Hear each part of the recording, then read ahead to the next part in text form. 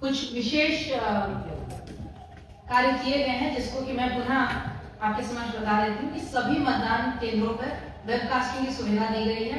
ये वेबकास्टिंग न केवल मतदान कक्ष के अंदर है, बल्कि मतदान कक्ष के बाहर भी है, जो परिसर वो भी वेबकास्टिंग में आएगा। प्रत्येक मतदान केंद्र मतलब जो कक्ष होता है उसके अंदर मोबाइल फोन ले जाना वर्जित है। ये पोलिंग एजेंट के लिए भी वर्जित है और जो मतदाता उनके लिए भी वर्जित है। अगर कोई मतदाता मतदान केंद्र पे मोबाइल फोन लेकर जाते हैं तो वहां पर एक वॉलंटियर प्रतिनियुक्त है, उनके पास अपना मोबाइल फोन जमा कर सकते हैं, उनको एक टोकन दिया जाएगा। उसके बाद बिना मोबाइल फोन के वो जाकर मतदान कक्ष में मतदान करेंगे, पुनः वापस आकर टोकन लेकर अपना मोबाइल फोन कलेक्ट कर सकते हैं। हर मतदान केंद्र में एक वॉलंटियर मोबाइल फोन डिपोजिशन के लिए नियुक्त किए गए हैं और उनके पास मोबाइल फोन होल्डर और टोकन अवेलेबल है। साथ ही साथ जो बोगस वोटिंग की बात अभी एसपी साहब द्वारा की गई, उसको रोकने के लिए हर मतदान केंद्र पर, सारे मतदान केंद्रों पर एक और वॉलंटियर, महिला वॉलंटियर की प्रतिनियुक्ति की गई है, ताकि पर्दा नशी महिलाओं की अगर आवश्यकता पड़े तो जांच की जा सके। मतदान का समय जो है वो आप सभी को पता है कि सुबह 7 बजे से शाम 6 बजे तक है, परंतु 62 बूथों पर मतदान का समय शाम 5 बजे तक है।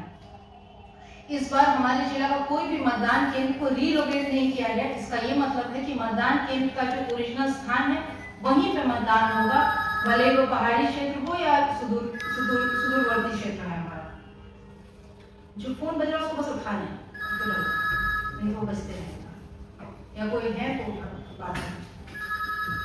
सारे जो वाहन हैं जिसपे ईवीएम जाएंगे, भले वो मतदान कर्मियों के वाहन हो या फिर हमारे सेक्टर ऑफिसर के वाहन है, 2 वाहनों पे ईवीएम रहते हैं, सारे वाहन में जीपीएस युक्त है। तो ईवीएम जहां जहां जाएंगे उसका हम लोग यहाँ कंट्रोल रूम से मॉनिटरिंग किया जाएगा और जो वेबकास्टिंग है उसकी मॉनिटरिंग भी जिला नियंत्रण कक्ष से किया जाएगा। साथ ही साथ हर विधानसभा में एक कंट्रोल रूम बनाया गया है जहां पर की जीपीएस मॉनिटरिंग किया जाएगा।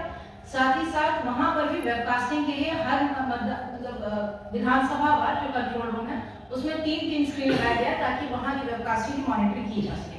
इस बार एक और नया चीज किया जा रहा है कि पीआरओ ऐप इंट्रोड्यूस किया गया।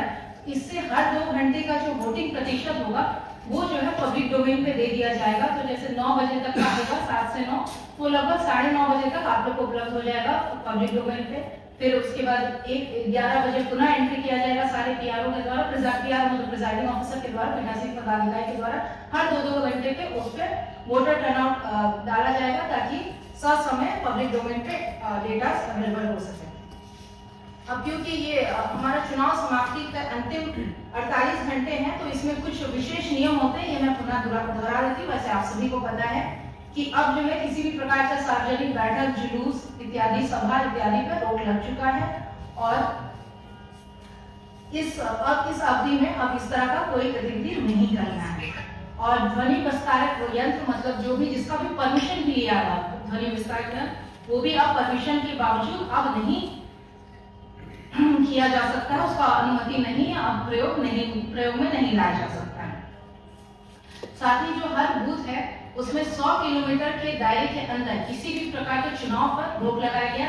तो अगर किसी भी पॉलिटिकल पार्टी या कैंडिडेट को अपना कुछ भी प्रचार कर 100 मीटर के दायरे के बाहर ही कर सकते हैं, उसके अंदर। और क्योंकि मीडिया के बंधु भी यहाँ पर, तो आप लोग को जो पास इशू किया गया उसके पीछे आप देखिए उसमें भी 100 मीटर का दायरा लिखा हुआ है, उसके अंदर आप कोई राजनीतिक इंटरव्यू नहीं ले सकते हैं। 100 मीटर के बाहर ही किसी भी प्रकार का प्रचार या इंटरव्यू लिया जा सकता है। कोई अगर अपना वाहन भी ला रहे तो वो भी 100 मीटर के बाहर ही रहेगा, 100 मीटर के दायरे के अंदर सब चीज प्रतिबंधित है। जो सार्वजनिक वाहन है मतदान के दिन वो मतलब इस तरह से ये अलाउड नहीं होता। हाँ, निजी वाहन अलाउड है, वो बता दिए 100 मीटर के दायरे के अंदर किया जा सकता है। इसके अलावा जो